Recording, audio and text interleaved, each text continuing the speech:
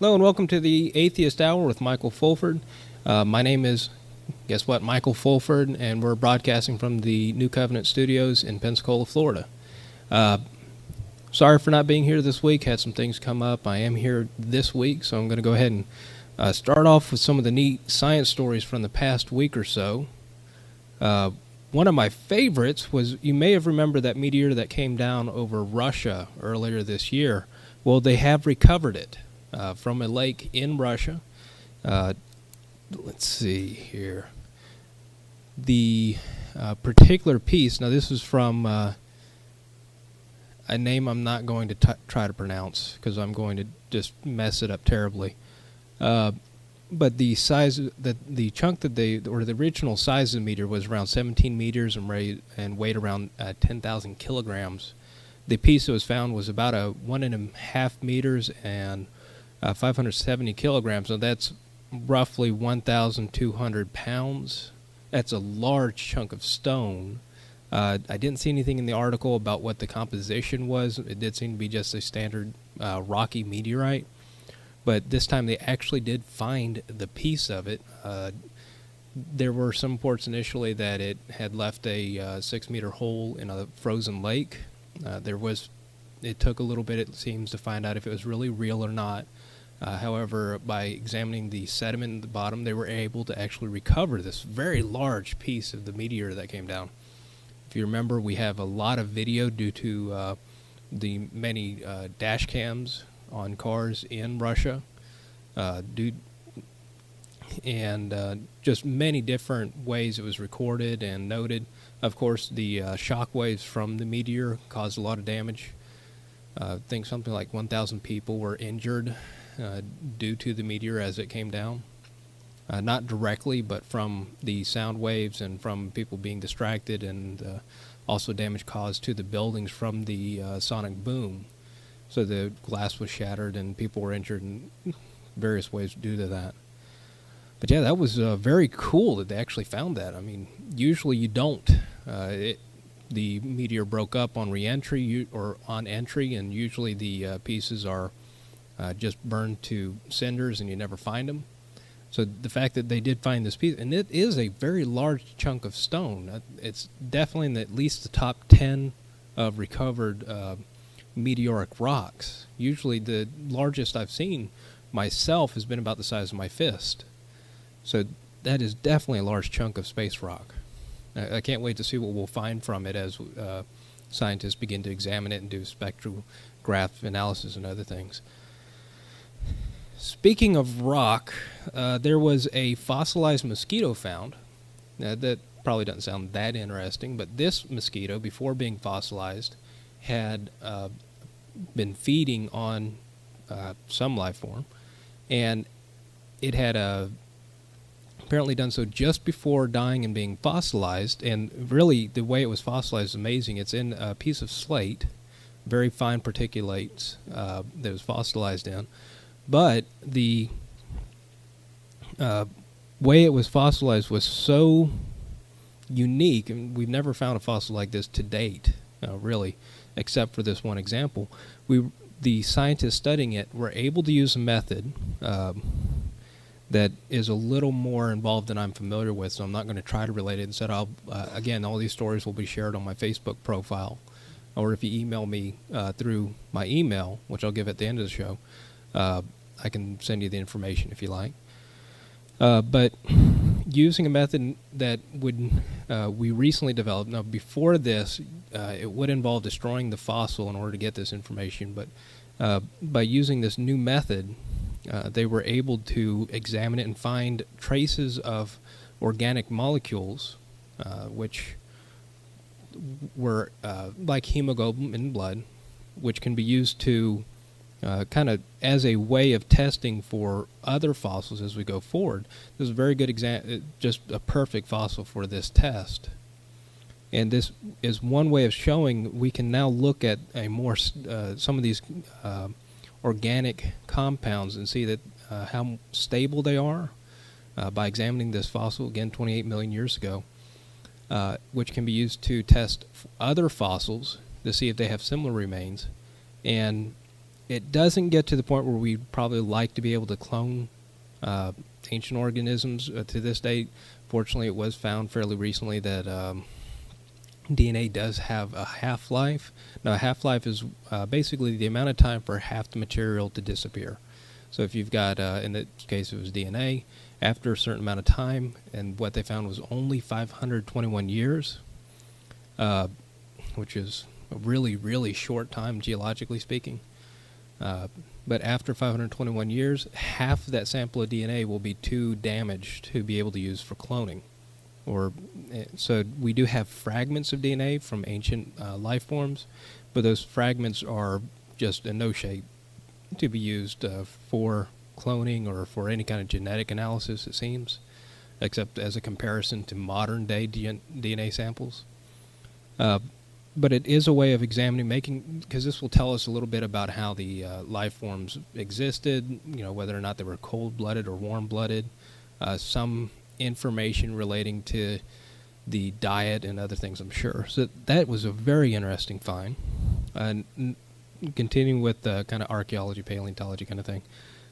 More recently, from a geologic perspective, there was a fossilized human skull, or human, I'd say, it was hominid, proto-human, from 1.8 million years ago. And what was found was, now you have this one skull, very primitive features on it, smaller brain case, more primitive facial features. This one skull was found with 4 others in this would have been an animal den, like some type of predatory animal, big cat or something similar, that would have predated on our early ancestors. And this den was filled with other remains as well, but these 4 human remains were found. The den collapsed, and fortunately for us, preserved the remains inside. Usually human fossils aren't very well preserved because of the places we live. And that's one thing you should keep in mind with the fossil record, is we only have examples of life forms that were fortunate enough, relatively speaking, to be preserved for the amount of time that they are. Not all organisms leave fossilized remains. So no matter how hard we work at it, it's always going to be kind of a spotty record that we have. But there was these 4 skulls showed a large diversity of morphology, or the features on the skulls.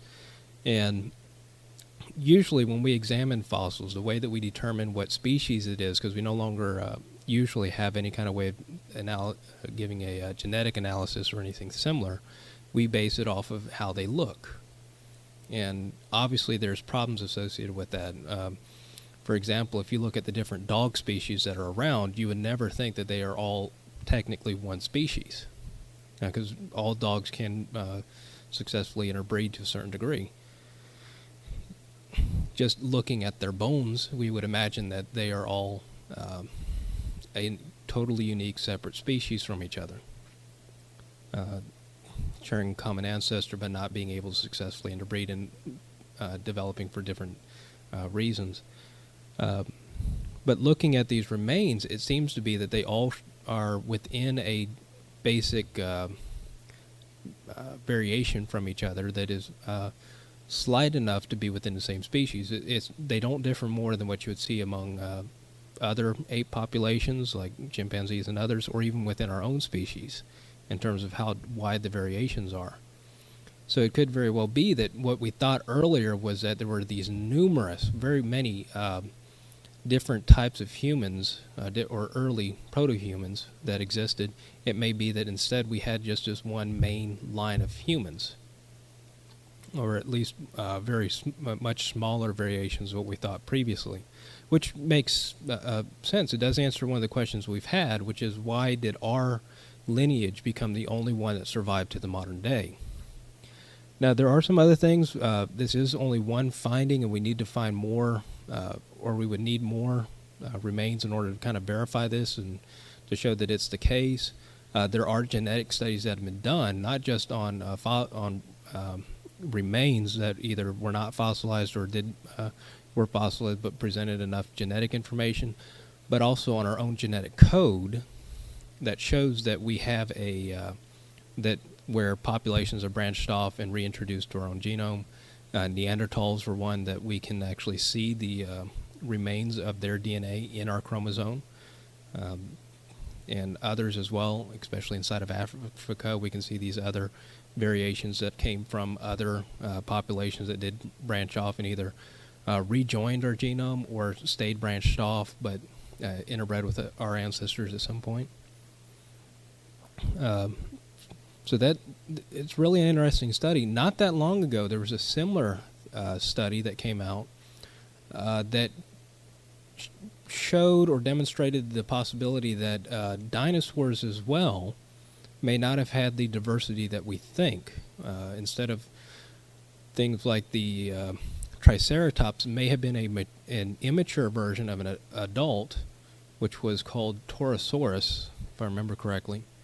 And then the younger dinosaur would have been something like a Protoceratops that did not have the horn, and that as it grew older, it gained it gained more horns as it matured.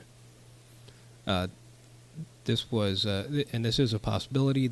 I don't, not being in the field myself, I'm not sure what the results have been, but this is something that, excuse me, as we get more information, the conclusions we reach are different from what we had, obviously. So it may well be like with dinosaurs, that the human ancestry is not as diverse as we originally thought. Okay. Let's see. And kind of related to, speaking about evolution, something that was also observed recently is that young chimps or young primates, one thing that we tend to notice is that when we yawn, we tend to influence other people to yawn even if they're not tired. It's something that for one reason or another is contagious. I was about to say addictive. That's a little different. But one person yawns and another person yawns, and there are different reasons why we think that might happen. Unfortunately, it's something that is kind of difficult to try to figure out. It's definitely an empathic response. It could be, for one thing, it could be a way of when you're living in a community, which are definitely is the case in primates and our early ancestors as well. It would be a way of signaling time to go to sleep. Excuse me. Time to go to sleep, everybody come together, that kind of thing. But they've noticed that young to juvenile chimpanzees also will demonstrate this behavior if a human starts it. So if the researchers were to mime yawning and kind of doing the wiping noise bit when they're tired, that the other primates or the other chimpanzees in the cage would echo the behavior. They noticed it with adults too, except they wouldn't do the whole nose wiping thing. So that was an interesting response. It does kind of tie into what we found, which is that we have this very close kinship with the other apes in the animal kingdom. And it's something to see that something that we would not readily associate, yawning, does have this common behavior, and that chimpanzees also recognize this behavior in us and mimic it, and does provide that similar response. The chimpanzees, I think, are 99.8% related to humans. Bonobos are something even closer. I can't remember the numbers off my head. In fact, I'm probably making them up as I talk, so you should probably check them out on the internet for yourself. Let's see. Okay. And something getting much more recently in the archaeological record, there was recently what was thought to be a prince. These were remains of a individual found in Tarquina. This would have been an Etruscan prince. Now, the Etruscan culture is one that predates Greek and Roman. Eventually was absorbed into the Roman culture and definitely provided the basis for a lot of the mythological and ceremonial practices of Greece and Rome later on. Fortunately, don't know much about them, so they didn't leave a written record, unlike the Greeks and Romans did. So we are are mostly limited to what we find from their tombs and from what they leave behind on their palaces and such. In this case, and this is something that is backed up by historicals or by classical scholars who would write about the Etruscans.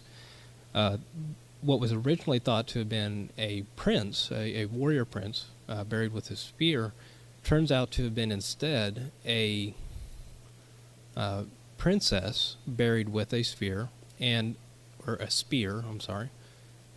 buried with her the remains of what appears to be her husband, who was cremated. Originally, it was thought to be the other way around: a prince buried with his wife, who was cremated. So this is actually a woman. This was discovered through analyzing the bones themselves, different processes. Again, new techniques that we've developed, or I say we, historians and the various different scientists who work on it, the historical sciences, who have examined the body, found that what is actually the case is it's a prince or a princess, would appear to have been a warrior. And this speaks to something that we have understood about the Etruscan culture, is that unlike Greece and Rome, which were inspired by them, they were actually much more equal in the way that they approached women and men. According to the writings we have about them, they would exercise and partake in ceremonies just as the men would, which is unusual. And I don't personally, I don't know why this does not carry into the Greek and Roman culture. But it is interesting to see, especially since there is a cultural bias in thinking that the men were always the people in charge or always the warriors, whereas like we see in Etrusca, that was not always the case. And actually we get from other cultures that women were just as likely to be involved as men. If you look at the Scythians and the legends of the Amazons as well, which were probably inspired by the Scythians and other cultures from the steppes.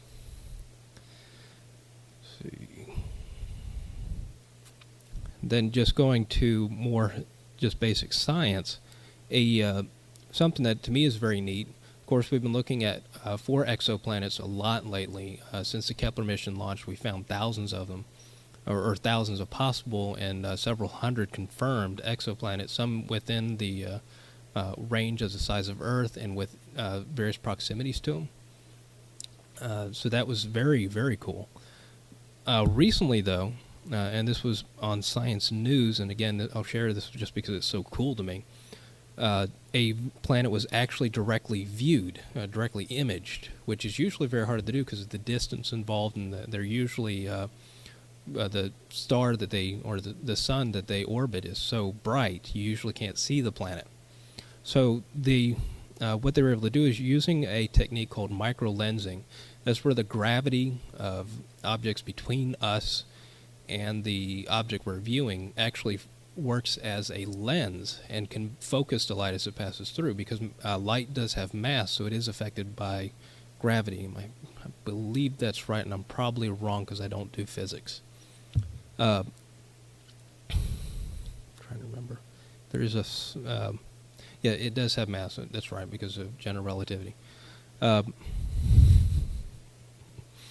But because of this, they were able to directly image this planet. Now, it is a giant planet, more along the lines of Jupiter than Earth, so that does help with how it's able to be viewed, but it was a very, very large planet that was, or it was a very, very distant planet that was able to be directly imaged. I'm looking forward to seeing the results of it. Now, our imaging capabilities for planets like this is not very good. So from when you look at it, when the image is coming up, probably will be very pixelated, but still, that's an image of another world that does not orbit our sun. So that is very cool. I can't wait to see it. Let's see. And then finally, in terms of science, recently one of the things that has been done, there was a study attempted. Now, if you're like me, you probably enjoy open access journals. These are journals that present the studies that are submitted to them for free, so anybody in the public can read them. My personal favorite is PLOS ONE, which is a recently opened journal, I believe. where you can view all the information associated with the study. There's nothing there, not just the abstract, the full study. There's no pay from the public. The way that they work instead, now normal journals will work via a subscription. You pay the journal and for a subscription to the journal in order to read the studies that are published inside of it. Excuse me. But the way that open access journals work instead is open access journals, the person, the study authors will actually pay the journal in order to publish the study. So what Nature did, or what the study did, was they paid or they made a fake study, this purporting to have a lichen that would cure cancer or cure a form of cancer, and push it out to various journals, open access journals, 255 of them. They found that many of them did not do the proper peer review process. Some just published it as is with no critique. Some was very light critique but still published. Some did do the proper peer review, in which case the study was not published and was rejected. And this does offer a critique of the open access journal system, because really what's happening is that you have a problem where people will just pay to have their study published and no research is done on the study. Now, one of the problems with this is, of course, that when a study is like this is done, first, they did not push the study to any of the regular journals, regular published journals, so you don't have that valid critique that went on there. The other is that while it does speak against open access journals en masse, what they did find is that several did do the proper amount of peer review. The one I mentioned earlier, my favorite, PLOS One, did, and the study was rejected. And really, without that control, we don't know how that might stack up against other journals like Nature. Now, that's the reason for this is, or possibly reason for this is, Nature is a subscription-based journal. It is the old style, so you don't have so they do have this conflict of trying to show that the other ones are not good, so buy us instead. They work off of two different systems. You have the idea of Nature, where you do subscribe in order to receive the paper, and then PLOS One, again, you have to pay to receive. You have to pay to have your study in it in order to have it published, but otherwise it's open to the public for free. Now but with the subscription journals like Nature, one of the issues we have is that they're less likely to publish refutations of studies or replications, both of which are extremely important when it comes to scientific understanding of things. Obviously, it's less likely to be open to the public. Without studies being open to the public, you have issues with people having a natural understanding of science. In fact, I think there was a study done on the effect of paywalls and how they affect the public understanding of science. I've not read that study because it was itself behind a paywall. So there you go. So, I mean, there's some issues with the study. It is an interesting study to find, and it probably, my expectation is that this would not really be much of a problem, because journals work off of, to a certain degree, an amount of respectability. Journals gain this respectability by how often papers are cited, how often they're referenced, replications, that sort of thing. We know that it's not always going to work. Obviously, the Dr. Wakefield, whose study that was published in the Lancet and found to be full of many, many biases, which affected the outcome of his work, and who later lost or was stricken from being a doctor. Obviously, that was published in the Lancet, a well-known British journal. They did retract it later. So it's not a perfect process, but it does work over time. And I do think what will happen is with these open access journals is you will have these ones that will just publish any study without research. There are regular subscription-based journals like that. One that comes out to mind at the moment is the, I believe it's called the Journal of Cosmology, which is one that studies are published in without much peer review at all. So there are a number of non-online ones that do have this problem. So you have them online as well. Not surprising. I expect over time, like what you have in the regular, you will start having better studies published in the more respectable journals, and that'll just, by its nature, you will have this general number of journals that are shown to be respectable, just like you have in the regular offline journals. And one other study I just thought was really neat.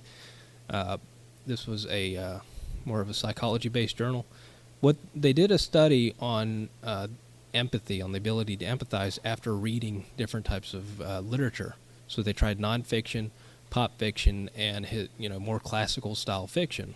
And what they found was that the classical style fiction actually increased empathy among the people reading them. And what the theory behind this is that reading classical fiction, because the way it does not give you the straight out thoughts of the characters involved, you have to do it yourself. You have to, to a certain degree, exercise your brain and ascribe reasons and different processes to the characters you're reading about. Whereas in pop fiction, usually it's given to you full on. You're able to understand their motivations. You don't have to think about why they're doing what they do. You don't have to try to add to the narrative yourself. So you end up with not as strong a theory of mind as you would get from these other fictions. What a theory of mind is basically is the ability to take other people and give them, like if you look at another person, understand them as a thinking, rational being just like yourself. I'll say rational. But, as a person like yourself with the same wants and desires and feelings, something that, you may not get from these other types of stories.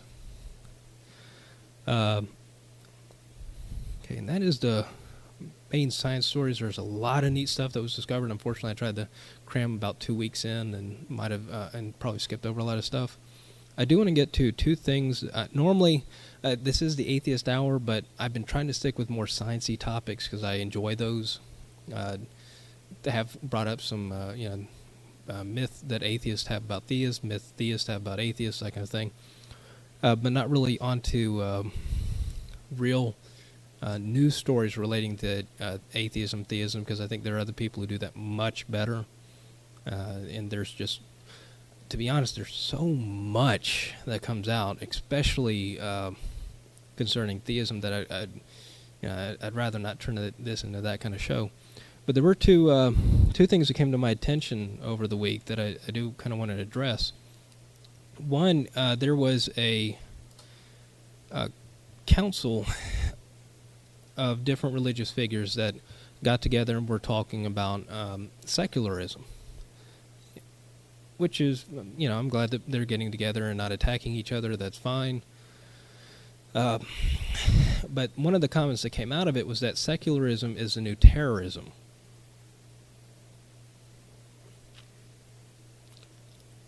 Really? Okay. To take it to the U.S., without trying to go into the different religions that were represented there and the different ways that they each may have their own elements of fanaticism and terrorism that come out of that, because I'm sure we can all think of examples, not just from one particular religion. There are many examples from many different religions. Just to make that clear. One of the reasons in the U.S. we have a separation of church and state, and in other words, why we have a secular government, is because of the way that different sects of Christianity would oppress each other. This had nothing to do with atheist in America, the founding, or anything like that. The simple thing was that if you have different groups of religious denominations, these different denominations will discriminate against each other. That's why we have the separation of church and state.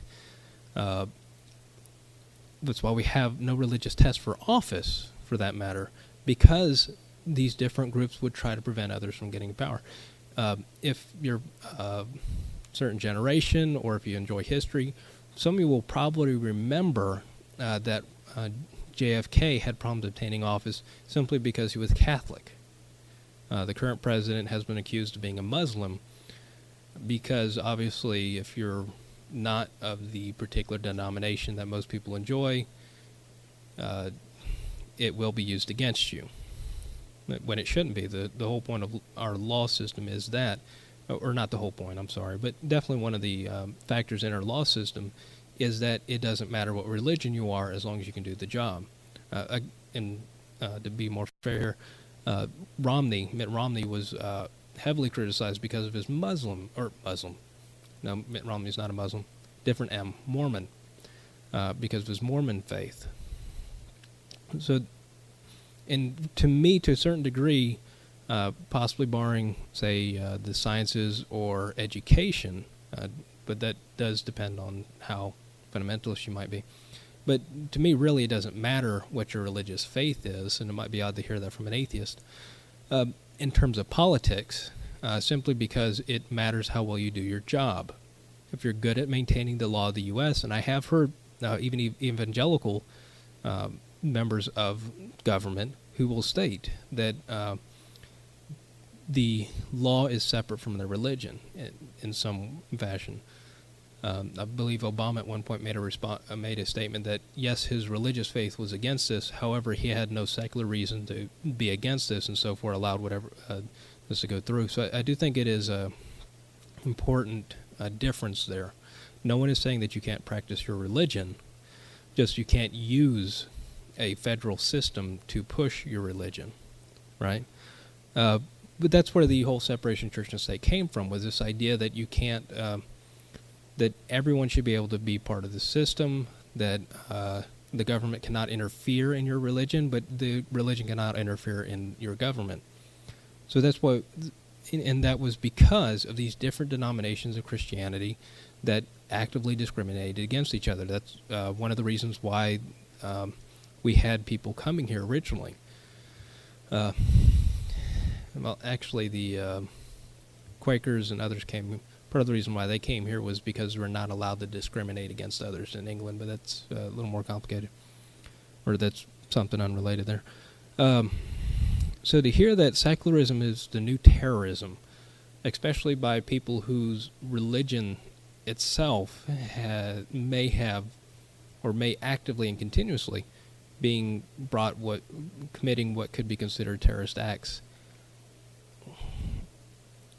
it really does have to include some kind of unique cognitive dissonance going on there. Because, I mean, really, I'm trying to think this through, but I could just keep coming back to, really, are you serious? Are you not paying attention? Are you not listening to what's happening around you? We are telling you that you cannot force your religious beliefs on other people, and that's discrimination against you? Okay, maybe it is. Maybe making it so that you can't force your religious beliefs is against your religion, but you know what? If you're in the marketplace of ideas, you can't force your ideas. You have to be able to sell your ideas. And if you can't sell those ideas, you can't force those ideas on other people. Sorry. Paul Hergzorg, one of the people involved in this council, made a statement along the lines of that secular intolerance forces us to be part of this parade of ideas, this marketplace of ideas. Yes, it does force you to be in the marketplace of ideas, and if your ideas aren't going to succeed, that's not the market's fault. I'm not a libertarian myself, but except when it comes to ideas. And ideas should be exchanged just as freely as possible, but if your ideas are, well, crap, sorry, your ideas are crap. You can't force them to be accepted by other people. One of the things that was referenced in this was a French banning of religious apparel or religious items in schools. Like something similar to my humanist medal that I like to wear. There you go. You can see it there. Now, I did check into it. The reason for this banning was not because of any outcry against religious practice. The reason for the banning was people were being actively bullied either because of the religious symbols that they wore. Well, it was because of the religious symbols that they wore, but either it was because they were not part of the majority, or they were the majority and were bullying the minority religions.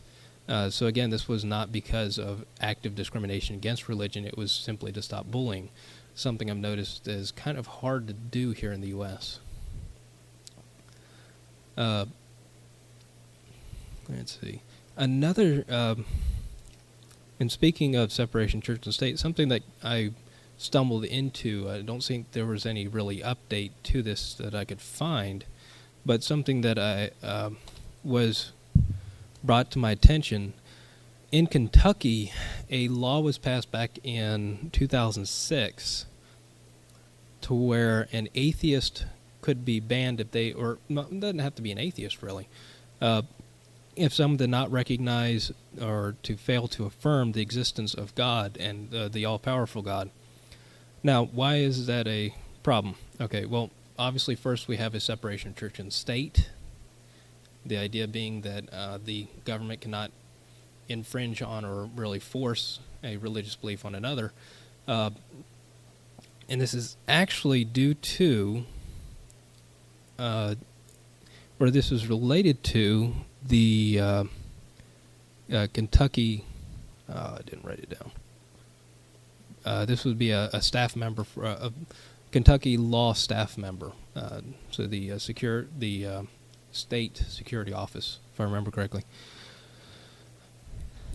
Okay, so for one, that violates the separation of church and state. Obviously, this is pushing a God belief, which to me definitely runs against the amendment.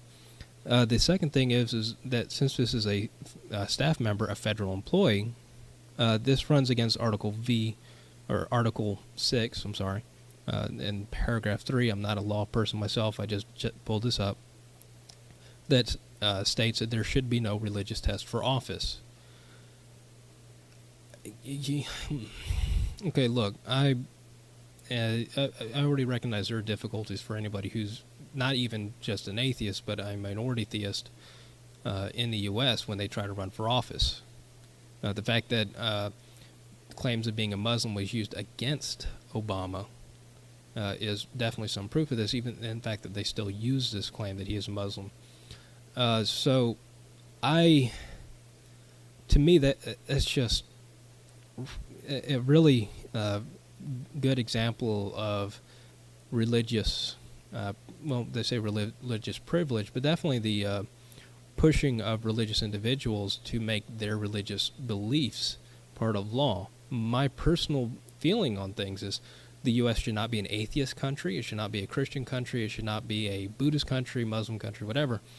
The U.S. should really, as a government, as a state, should have no real statement, no real approach to religion. It should simply be secular. It has no religious views. Yeah, I know that the motto of the U.S. is "In God We Trust." Personally, I just like that motto. I don't think we can get it changed anytime soon. But it is a very, to me, it's divisive. I much prefer the original motto, which was "Out of many one." You still see that on our money, "E pluribus unum." That is, to me, a much more undivisive, much more inclusive motto for the United States, especially as the country itself, barring the native people who were already here, but the country itself was mostly founded out of immigrants. Most of the people in government at this moment are descended from people who came over here from other countries, either the original settlers for the colonies or later immigrations from the different countries. So I do think that that's why I much prefer "E pluribus unum," as it does better reflect our country's origins. I do not agree that the U.S. is a Christian nation, possibly now by de facto, even if it isn't in fact a Christian nation. Certainly we are a majority Christian populace still. But, that's probably going to change as we see the people like my similar age to myself and others are kind of falling away, at least from the organized religions. So yeah, I'm probably going to follow up on this. That came to my attention during the week, and that to me is concerning. I would personally be kind of worried if that law becomes more prevalent, or other states pass a similar law. I've been asked before if I would, as an atheist, if it became against the law to be an atheist, or to make statements against theism. For instance, if we have a blasphemy law enacted here in the U.S., which, of course, would make George Carlin's bits become against the law, which is a terrible crime in my opinion. Would I stand up against it and speak? And I don't know. Obviously I'm doing this, there would be a record, and they could say, hey, you were doing this. And I'm like, yeah, but I found God. Hallelujah. So, because I have family, I have people I care for, I have friends, something like that. And if you don't think that can happen here, it certainly can. It's happened before. Either you want to look at the internment of Japanese Americans back during the Second World War, or McCarthyism later on, where there was a great fear of people being communists and then being arrested, or their careers or lives destroyed because of such claims. I don't think it's an actual threat, but I wouldn't say that it couldn't happen here. We've definitely been that road before, and hopefully, I would hope that from history we'd learn better, but recent events have shown me that I don't think that would be the case. Now, I haven't really gotten any questions, but one problem I have seen, or that has come to me, is people who are no longer religious still are afraid of hell. Now, this is not because they actively believe in hell or in heaven or in any deities or anything like that. Their fear comes from they were raised in a religion that taught them to be fear of hell. They were raised in a culture that taught them to fear hell. They were threatened with hell as a child. They were threatened with hell as a more mature adult. So that fear is intrinsic. It is still very much with them, even though they no longer hold the religious views on it. And so the question that I've seen, and one that has been put to me in the past, how do I no longer fear hell? And one of the things I can say is one, you just have to keep reminding yourself that no, you don't. It doesn't exist. There's no reason to believe in it. But I will say that it's not that I don't fear hell any longer. I actually do have that fear still. The thing is that over time it becomes less and less as over time you lose this fear. Yes, I still fear hell, but when I go outside, I'm still slightly afraid of vampires. I have a very, very garlic-rich diet just in case I ever encounter a vampire. So, kidding, of course, but I have a slight fear of hell, but I have a slight fear of many other things. I have a much greater fear of when I get in the ocean of sharks than I have a fear of hell at the moment. So, over time, that fear does lessen. You no longer become as afraid. Obviously, when you just leave religion, or when you're still fresh out of religion, if it's one that presses this kind of fear of the afterlife, you'll still feel it. It doesn't go away immediately. You're conditioned to be afraid of hell. You're conditioned to want heaven. You're conditioned to believe in an afterlife. Over time, it gets better. Over time, you don't have this strong of a fear like you used to. You begin to get over it, and it does get better. Really, after a while, the main problem you have with hell is the people who will threaten you with hell. And to me, very quickly, that just became funny, and then after a while, it just became annoying. So that's really for me, it was not that long of a time. After a while, you just have more of a problem with the people who threaten you with hell than you have with actually the fear of hell. So that was the main thing that I've seen, is this whole idea of hell and how it really affects people who come out of evangelical Christianity, Catholicism, other different Protestant mythology and that kind of thing. And really,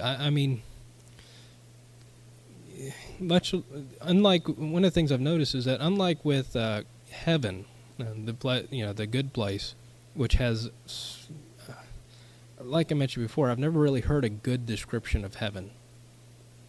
Unlike with heaven, hell definitely has some very descriptive language that goes along with it.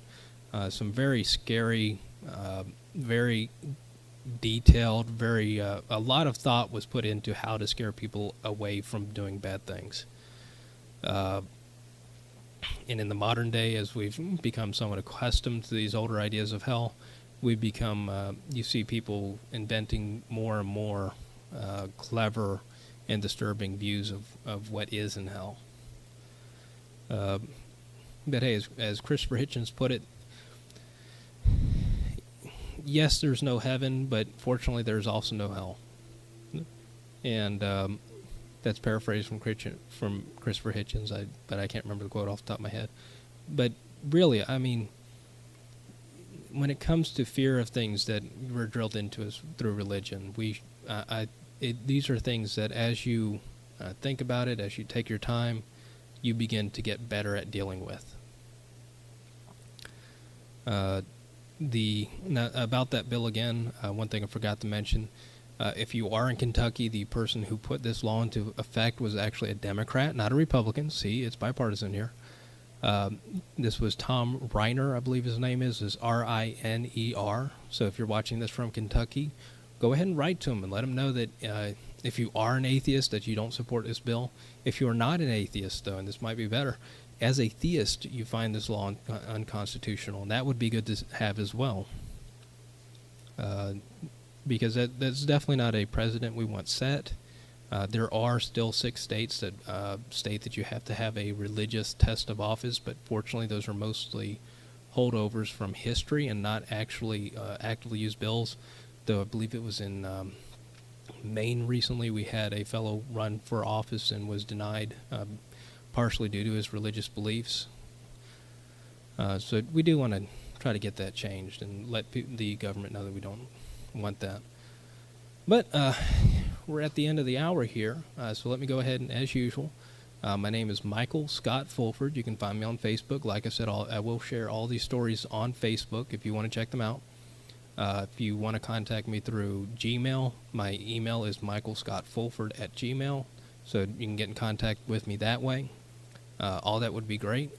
Any questions you have, anything you'd like me to talk about on the show or discuss on the show or bring up on or whatever, go ahead and contact me.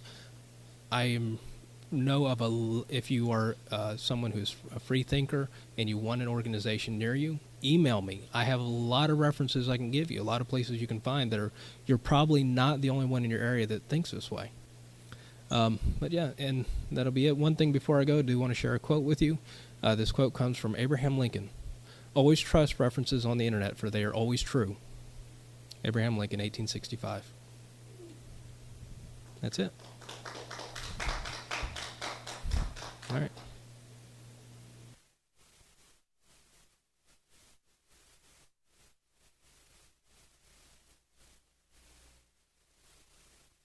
Jesus doesn't forgive because he doesn't hold the record of wrongs, but when he sees us doing wrong, what he does is he helps us. Letting go of grudges, bitterness, and other flaws is a maturing process, and we normally call this process forgiveness. To suggest that God forgives is to suggest that he is maturing and getting rid of flaws. To suggest that God needs blood and a human sacrifice to forgive is to empower the mythology that the Apostle Paul warns us against. So, does God forgive us when we are having problems and doing wrong? Or does he simply help us, heal us, and love us? Dr. Michael W. Jones.